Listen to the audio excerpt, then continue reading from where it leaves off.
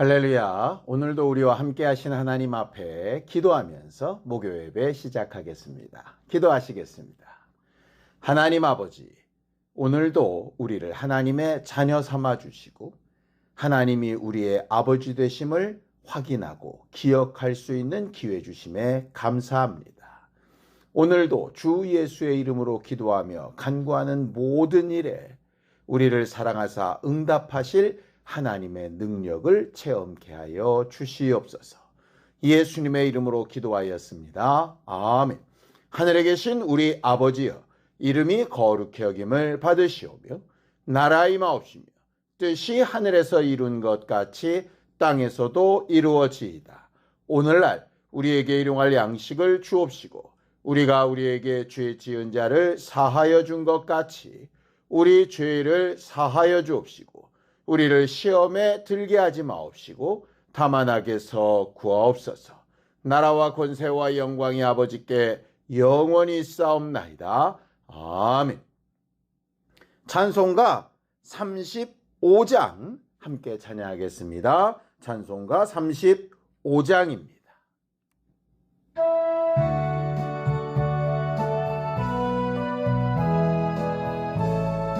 큰 영화로신 주 이곳에 오셔서 이 모인 자들로 주 백성 삼으사 그 중에 항상 계시고 그 중에 항상 계시고 큰 영광 나타내소서. 이 백성 기도와 또 예물 드림이 향내와 같으니 곧 받으옵소서. 주 예수 그 신복음을 주 예수 그 신복음을 만 백성 듣게 하소서. 또 우리 자손들 다 주를 기리고 저 성전돌같이 기나게 하소서. 주 구원하신 능력을 주 구원하신 능력을 늘 끝날까지 주소서. 주 믿는 만민이 참 진리 지키며 예 성도들 같이 주 찬송하다가 저 천국 보좌 앞에서 저 천국 보좌 앞에서 늘 찬송하게 하소서.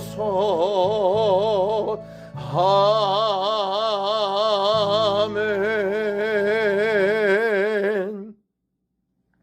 하나님 아버지, 우리에게 하나님의 자녀가 되는 권세를 주시고 또 거룩한 자손을 만들어야 한다는 은혜도 주시고 이를 위하여 해산의 수고를 감당해야 되는 것을 알게 하여 주셨음에 감사합니다.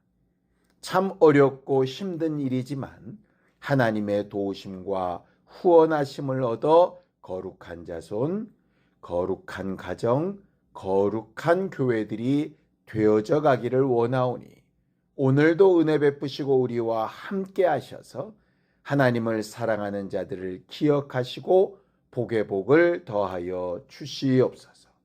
믿음으로 언금한 손길들 위에 복을 주시고 하나님의 나라가 우리의 삶 가운데 늘 증거되게 하여 주시옵소서. 예수님의 이름으로 기도하였습니다.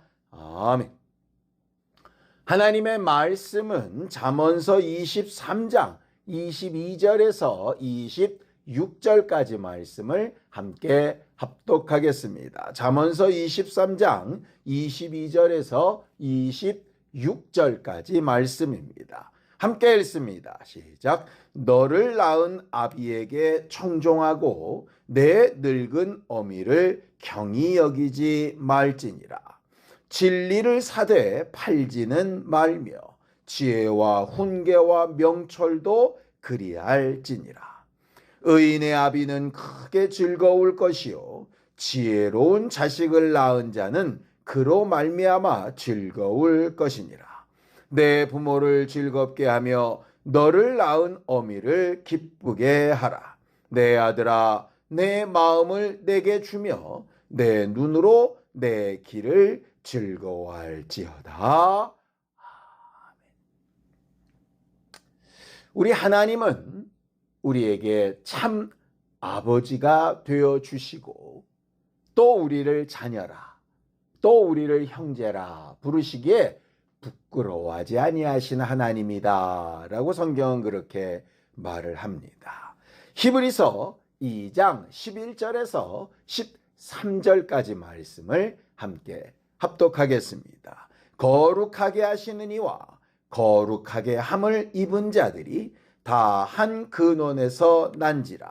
그러므로 형제라 부르시기를 부끄러워하지 아니하시고 이르시되 내가 주의 이름을 내 형제들에게 선포하고 내가 주를 교회 중에서 찬송하리라 하셨으며 또다시 내가 그를 의지하리라 하시고 또다시 볼지어다 나와 및 하나님께서 내게 주신 자녀라 하셨다라고 그렇게 말하고 있죠.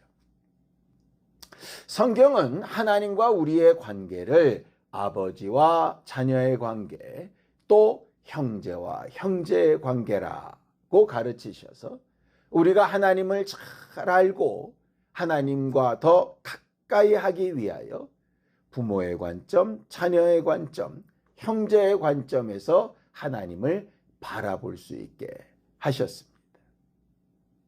이는 영이신 하나님이 멀리 떠나 계신 하나님이 아니라 우리의 일상을 함께하는 가족들처럼 그렇게 느껴지고 배워져 가고 함께하는 존재라 하는 말씀으로 우리에게 하신 것이죠.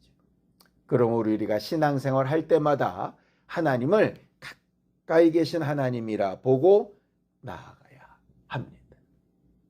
성경은 하나님께서 세우신 기준이 무엇인가 하는 것을 가르칠 때에 가장 기본이 되는 십계명을 들어서 이스라엘 백성과 우리를 가르치셨습니다. 그 십계명은 대신계명과 대인계명 두 가지로 나눠지게 되는데 대인계명, 사람에 대한 계명 중에 가장 큰 것이 뭐냐? 바로 이것입니다. 신명기 5장 16절입니다. 너는 내 하나님 여호와께서 명령한 대로 내 부모를 공경하라. 그리하면 내 하나님 여호와가 내게 준 땅에서 내 생명이 길고 복을 누리리라 라고 이렇게 말씀하셨죠. 재미있는 것은 이 부모를 공경하라 라고 하는 계명이 살인하지 말라보다 앞선 계명이라 하는 것입니다. 우리가 이 세상에 존재하는 죄 가운데 가장 큰 죄를 뭐라고 생각합니까? 사람의 목숨을 해하는 살인하는 죄가 가장 큰 죄라고 보통 이야기합니다. 그런데 하나님이 보시는 관점에서 가장 큰 죄는 살인하지 말라보다 앞선 것이 부모를 공경하지 않는 것입니다.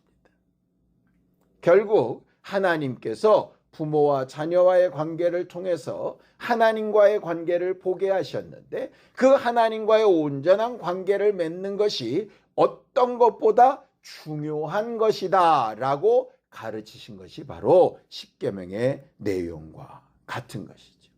그렇다면 부모를 공경하라 하신 그 하나님의 뜻대로 부모를 공경한다는 건 과연 무슨 의미일까 한번 생각해 볼 필요가 있습니다.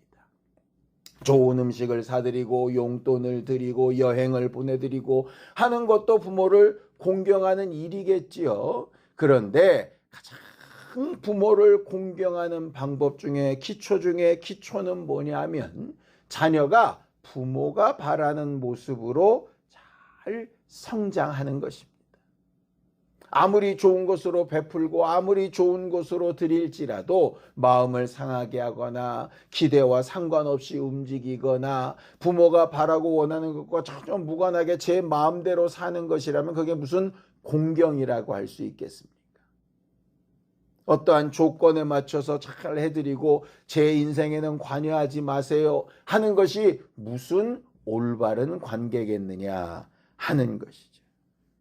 예수께서는 이 땅에 오셔서 하나님을 아버지라 부르시면서 그 모든 일거수일투족을 아버지의 뜻대로 행하셨다라고 기록하고 있고, 그가 하시는 모든 말씀도 내 임의로 하는 말이 없이 내 아버지가 하라고 하시는 그 말을 너희에게 전하였다라고 그렇게 말씀하십니다.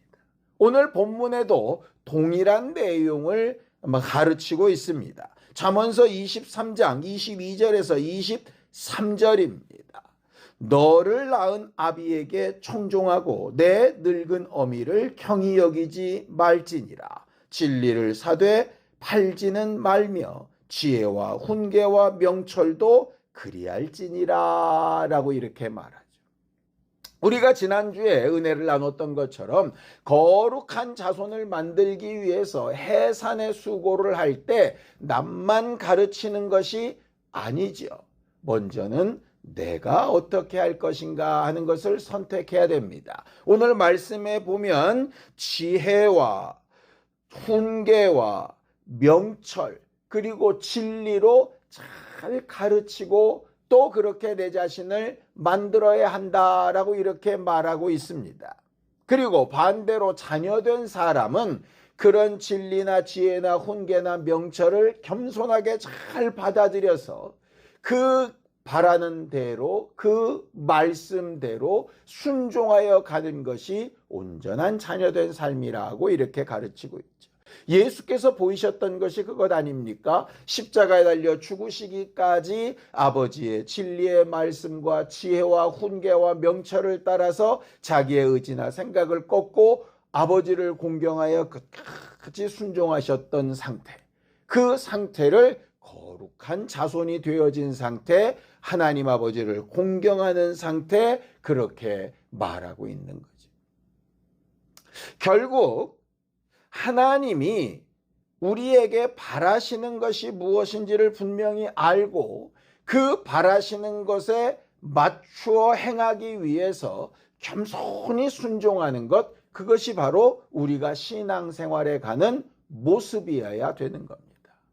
그래서 제일 중요한 게 뭡니까? 내가 어떤 행동을 하든 어떤 결정을 하든 부모가 내게 바라는 게 뭐지? 라고 하는 걸 알아야 되는 것처럼 하나님이 내게 바라시는 것이 뭘까? 하나님께서 내게 어떻게 하라고 하신 것인가? 라고 하는 걸 아는 것은 매우 중요합니다. 예수께서 공생애를 사시는 동안에도 그는 하나님이시기도 하고 전능자이시기도 하지만 자기 임의로 행하지 아니하시고 아버지가 내게 명하시고 가르치시고 바라시는 것이 무엇인지를 알기 위해서 새벽 미명부터 기도하시고 밤중에도 기도하셨던 것 아니었습니까? 우리가 오늘도 하나님 앞에 여러 가지 것들을 기도할 텐데 수많은 기도의 제목 중에 가장 앞서야 될 것 중에 하나는 하나님 내게 바라시는 것이 무엇인가요? 라고 하는 것을 묻는 것입니다. 성경에는 수많은 말씀이 있는데 그 중에 하나님께서 나는 너희에게 이런 모습을 바란다 라는 말씀들이 있습니다. 크게 두 가지만 보겠습니다. 베드로 후서 3장 9절입니다. 함께 읽죠. 시작. 주의 약속은 어떤 이들이 더디다고 생각하는 것 같이 더딘 것이 아니라 오직 주께서는 너희를 대하여 오래 참으사 아무도 멸망하지 아니하고 다 회개하기에 이르기를 원하시느니라 라고 이렇게 말하고 있죠. 하나님이 우리에게 양심을 주시고 하나님의 말씀을 주시고 성령의 감동도 주시고 다른 사람들의 삶을 보게도 하시고 이렇게 하면서 때로는 찔림으로 때로는 자긍심으로 때로는 어떻게 해야 될까 모르는 고민함으로 이렇게 분별하며 판단하며 생각하며 살게 하신 이유가 뭐냐? 잘못된 부분이 깨달아질 때마다 회개하기를 원하신다 이렇게 되어져 있습니다. 하나님의 뜻을 처음부터 끝까지 다 알아서 하나님과 아무런 대화도 없고 관계도 없이 그냥 직진하듯이 사는 삶이 훌륭하고 올바른 삶이라는 것이 아니라 끊임없이 하나님의 마음과 생각과 말씀에 나를 비추어 봐서 계속해서 수정하고 바꿔가고 또 옮겨가고 하는 것을 하나님께서 기뻐하신다 이런 말씀인 것이죠. 회개는 단순히 뭘 잘못했습니다 라고 고백하는 것이 아니라 우리의 마음과 생각과 삶을 조금씩 계속 수정해 가는 것입니다. 하나님의 뜻이 이렇다고 생각해서 막 가다 보면 오버할 때도 있고 덜 미칠 때도 있는데 그럴 때마다 목표를 분명히 확인하고 하나님의 말씀을 확인해서 어그러진 것이나 모자란 것들에 대해서 채우고 바꾸고 수정해 나가는 과정이 바로 회개하는 것이죠. 그 회개는 왜 필요하냐? 이래서 필요합니다. 디모데전서 2장 4절입니다. 하나님은 모든 사람이 구원을 받으며 진리를 아는 데에 이르기를 원하시느니라 라고 이렇게 되어져 있죠. 하나님은 우리를 구원하기 원하시는데 죄에서 구원하기를 원하십니다. 죄에서 구원받는 방법은 하나밖에 없습니다. 예수 그리스도 보혈의 은혜를 의지하여 회개하여서 죄 없이함을 받는 것이죠. 그럴 때 비로소 구원을 얻었다라고 하는 것이고 구원을 얻은 그 사람이 저그러지고 잘못된 부분에서 온전한 하나님의 말씀과 방법인 진리대로 인도를 받아서 계속해서 자기를 수정해 나가는 것입니다. 결국 하나님 아버지가 우리에게 바라시는 것이 무엇이냐? 실수 없는 자, 완벽한 자, 흠 없는 자를 기대하시는 것이 아니라 흠도 있고 연약함도 있고 부족함도 있고 모자람도 있지만 순간순간 하나님과의 대화와 하나님과의 교제 가운데서 계속해서 언행심사가 수정되어져 가서 하나님의 뜻에 조금 더 가깝게 한 걸음 더 가깝게 그렇게 인도받아 가는 삶을 요구하시는 것이죠. 그래서 하나님과 단절된 삶, 하나님과 대화가 없는 삶이 아니라 어떠한 경우에도 하나님과 대화하며 함께하며 하나님의 도우심을 얻으며 인도받는 삶을 살기를 원하시는 것입니다. 오늘 우리는 이 저녁에 기도하러 나와서 하나님의 도우심과 인도하심을 얻기를 원하는 것이고 그 결과로 하나님을 기쁘시게 하는 사람이 되기를 원하는 거예요. 하나님의 뜻대로 하나님의 기대대로 행동하는 자를 하나님이 어떻게 기뻐하시지 않겠습니까? 성경을 또 볼까요? 잠언서 23장 24절에서 26절입니다. 의인의 아비는 크게 즐거울 것이요 지혜로운 자식을 낳은 자는 그로 말미암아 즐거울 것이니라. 내 부모를 즐겁게 하며 너를 낳은 어미를 기쁘게 하라. 내 아들아 내 마음을 내게 주며 내 눈으로 내기를 즐거워할지어다 라고 이렇게 말하고 있죠. 여러분 기억해 보십시오. 예수께서 공생애를 처음 시작하실 때에 하나님께서 그 예수를 향하여 뭐라고 선언하십니까? 이는 내 사랑하는 아들이요 내 기뻐하는 자다 이렇게 말씀하시죠. 왜 그렇습니까? 그의 모든 생애 출발부터 하나님의 뜻대로 하나님의 말씀을 따라 하나님의 인도하심에 순종하기를 결심하며 침례받고 시작하셨기 때문입니다. 또 변화산상에서 다시 한번 선언하시죠. 이는 내 사랑하는 아들이요 내 기뻐하는 자니 너희는 저의 말을 들으라 라고 이렇게 말씀하십니다.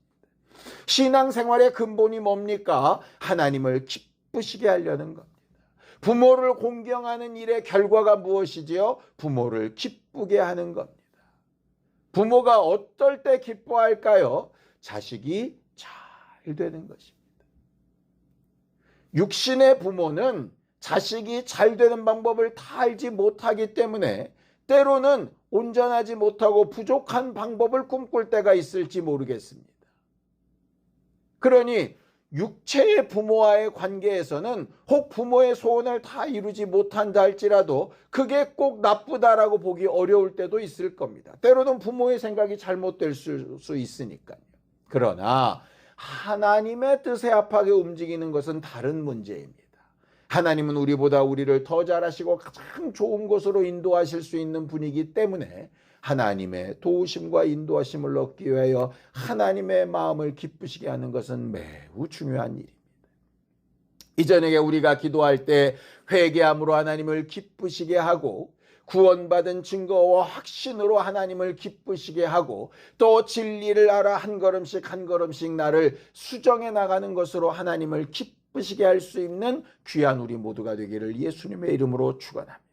그렇게 하나님의 마음을 기쁘시게 할 때 마치 이삭이 내가 좋아하는 별미를 만들어 나를 기쁘게 하면 내가 너희를 마음껏 축복하겠다라고 말했던 것처럼 하나님도 우리에게 있어야 될 것과 필요한 것을 아시는 그 아버지께서 자기를 기쁘시게 하는 자들에게 얼마나 많은 복과 은혜와 능력으로 베푸시며 도우실 것인가 한번 우리는 예상할 수 있지 않겠습니까?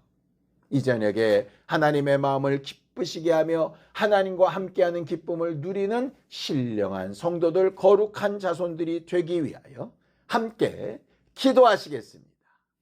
하나님 아버지, 우리 모두를 도우시고 인도하셔서 거룩한 자손, 거룩한 교회를 잘 양육하여 만드는 해산의 수고를 하면서 우리가 먼저 하나님 앞에 거룩한 자손, 하나님을 기쁘시게 하는 자손이 되게 하여 자기를 거울 보듯 잘 돌아보며 하나님의 말씀으로 인도받고 스스로의 삶을 수정해가는 거룩한 자손이 되어가는 우리 모두가 되도록 도와주시옵소서.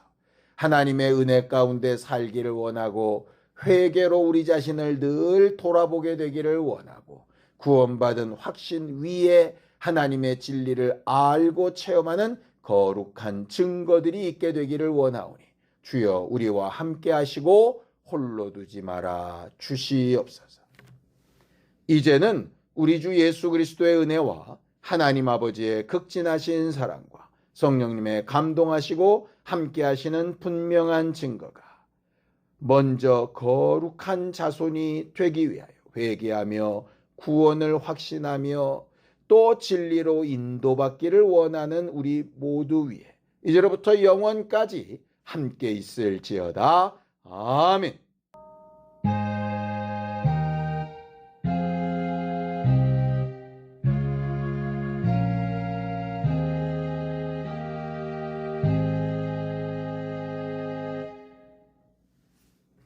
거룩한 자손이 되기 위하여 함께 하나님 앞에 기도하시겠습니다.